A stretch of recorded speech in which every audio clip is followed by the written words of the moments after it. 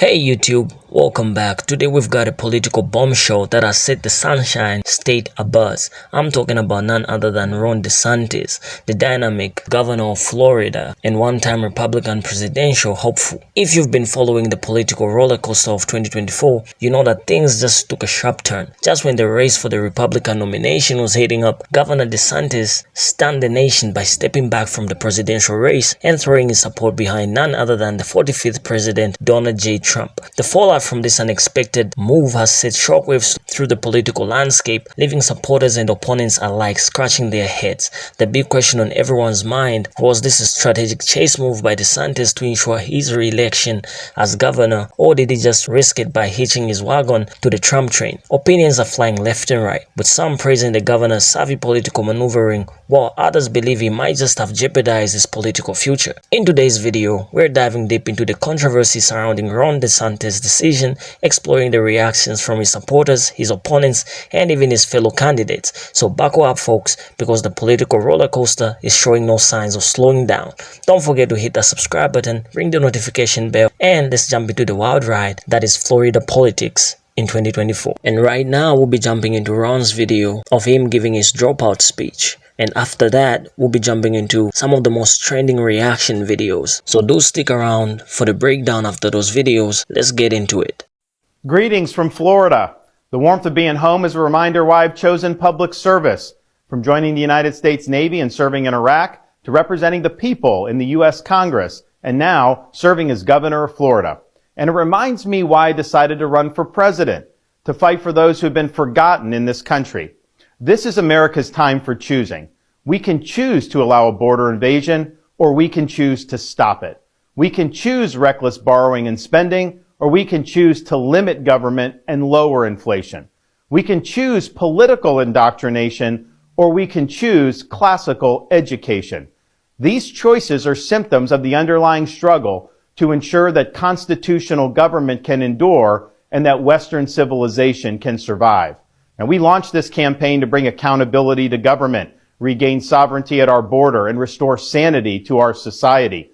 We cannot succeed as a country if we allow our nation to be invaded, our currency to be debased, our cities to crumble, and our kids to be indoctrinated.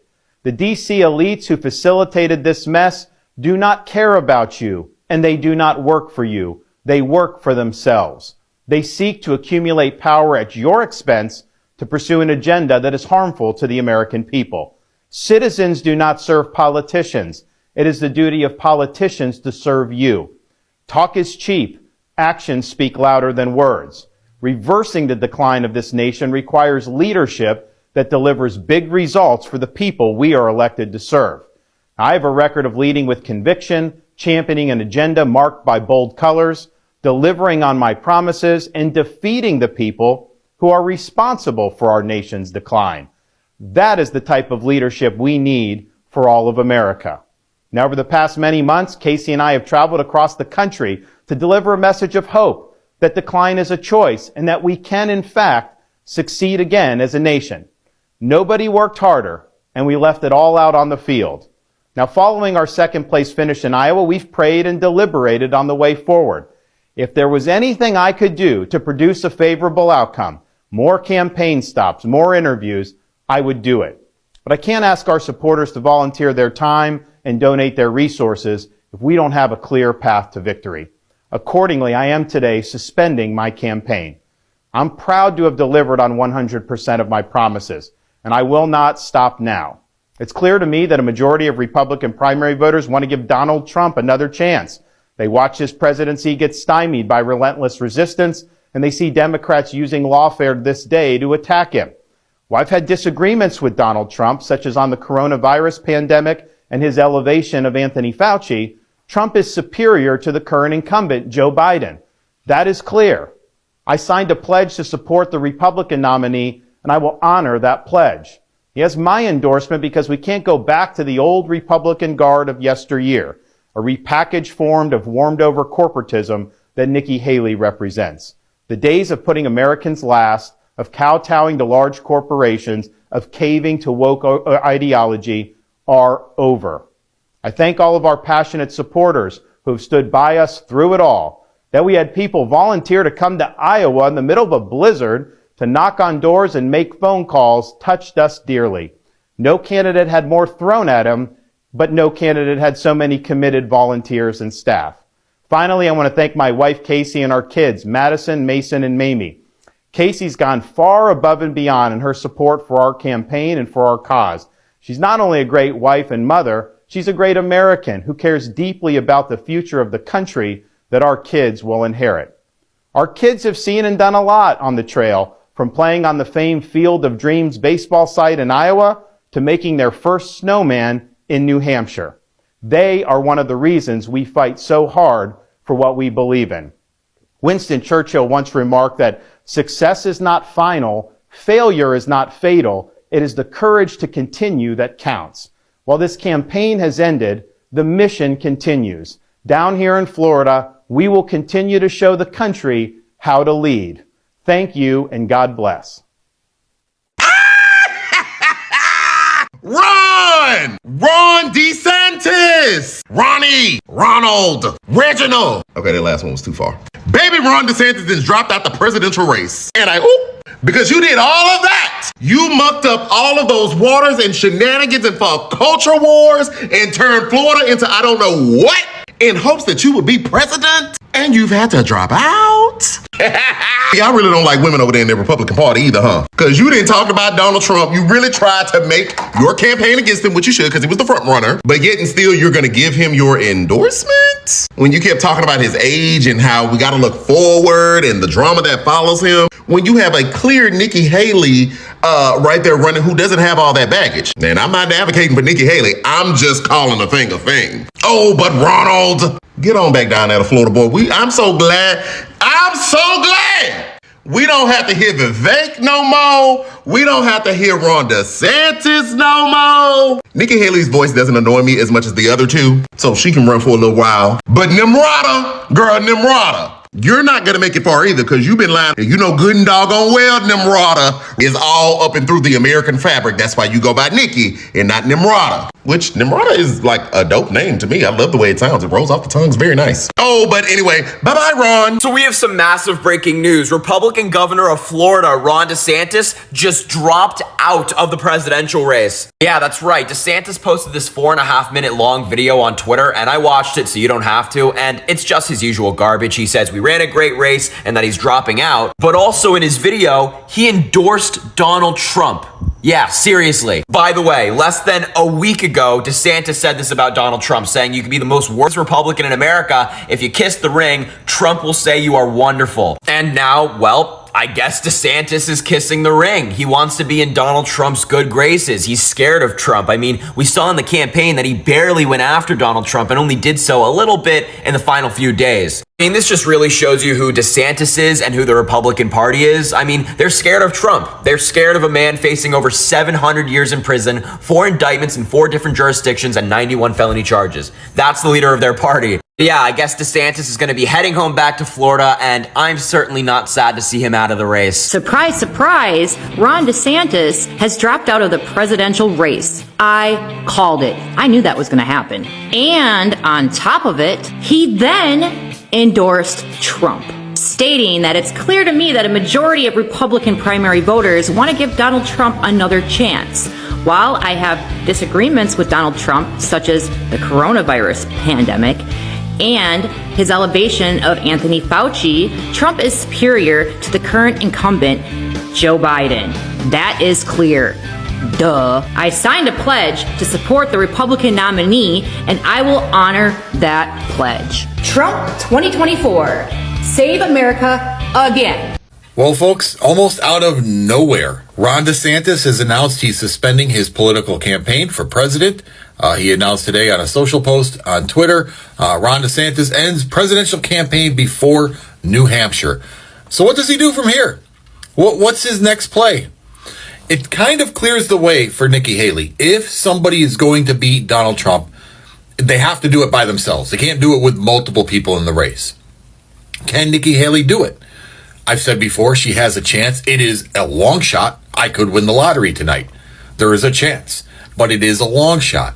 What's Ron DeSantis going to do, though? Is he going to endorse Nikki Haley?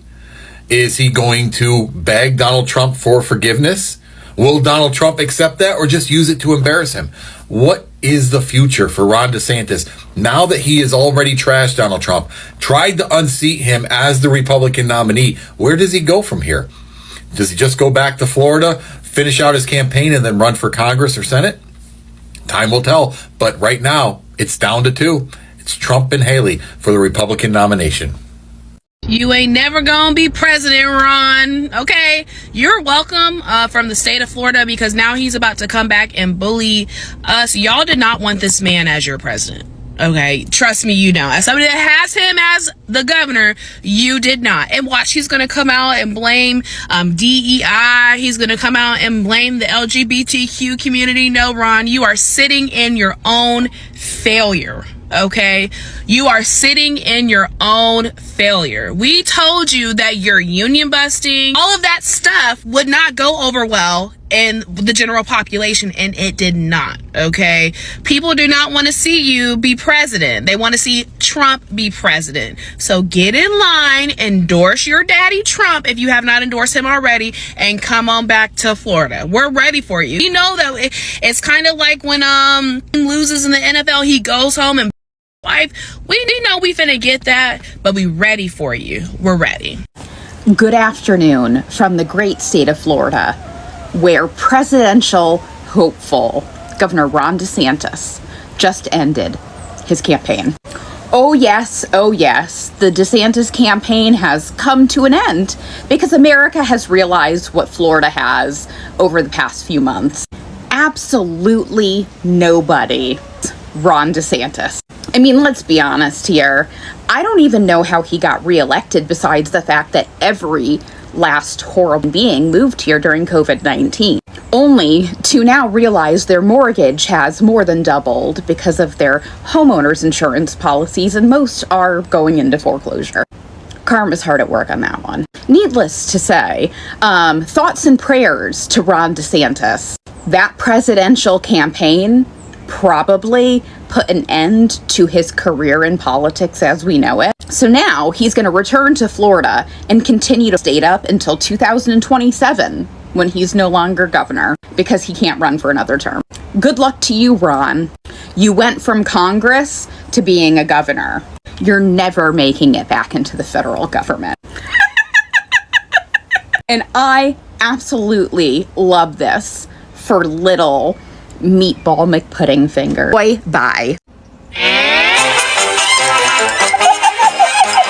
Alright, let's break down the whirlwind of events that led to Ron DeSantis' surprising exit from the 2024 presidential race. According to web search results, it seems that DeSantis and Vice President Kamala Harris were shaping up to be potential rivals for the top spot. Early polls indicated a narrow lead for Harris, setting the stage for a fierce competition. DeSantis, known for his strong conservative base, was stronger to controversy. His handling of the COVID-19 pandemic had both ardent supporters and fervent critics. The governor faced backlash for his bold stance against mask mandates, early reopening of the state, and the ban on vaccine passports. What's more, DeSantis' close association with Donald Trump added an extra layer of complexity. Trump, with his legal battles and the less than stellar favorability rating, presented a challenge for DeSantis. Some voters expressed disapproval of this alignment, and the political landscape became increasingly uncertain. Now, fast forward to the bombshell moment. DeSantis drops out of the race and throws in his support behind Trump. Was it a strategic move to bolster his chances of re-election as Florida's governor in 2022, or perhaps positioning himself as a potential running mate for Trump in 2024? The plot thickens. It's a chessboard of political maneuvers where DeSantis seems to be navigating the tricky waters of public opinion and party dynamics. Trump, despite his challenges, remains a formidable force within the Republican Party, and DeSantis' endorsement may well be a calculated move to stay in the game. Now, let's dive into the aftermath of Ron DeSantis' withdrawal from the Republican presidential race. The numbers tell an intriguing story. Before stepping back, DeSantis had secured victories in 11 states, amassing a substantial 311 delegates, making him a formidable contender. But here's the kicker. Trump was still the undisputed leader with a whopping 1,087 delegates. As DeSantis bows out,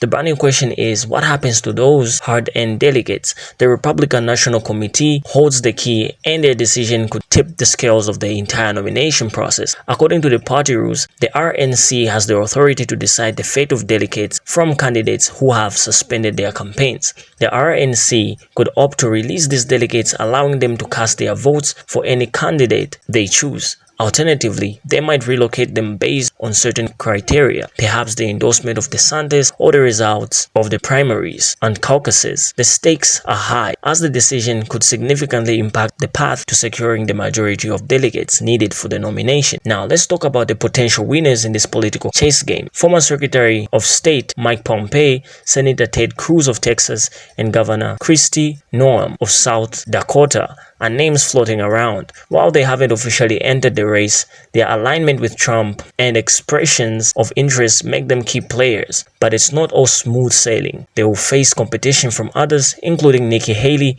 who positions herself as a more moderate alternative to Trump. The question remains, will these potential candidates resonate with the Republican base, or will voters seek a fresh face for the party's future? Let's unravel the reasons behind the widespread sentiment that Ron DeSantis made a strategic move by stepping back from the 2024 presidential race. Many pundits and supporters alike are echoing the sentiment that he did well to drop out, and here's why. Firstly, the prevailing belief is that DeSantis faced an uphill battle against the towering presence of Donald Trump. The former president's popularity among Republican voters remains robust, making the nomination seem like a distant dream for DeSantis. Instead of futilely pushing forward, supporters argue that DeSantis can now redirect his efforts and resources. They see a potential for him to focus on his upcoming re-election bid as governor of Florida in 2022, securing his potential stronghold. Others are optimistic about a future presidential run for DeSantis, possibly in 2028. Supporters praise his leadership and patriotism, envisioning a promising political trajectory for the governor. The signs of a struggling campaign were not lost on keen observers. His performance in Iowa, coming in second with only 19% of the vote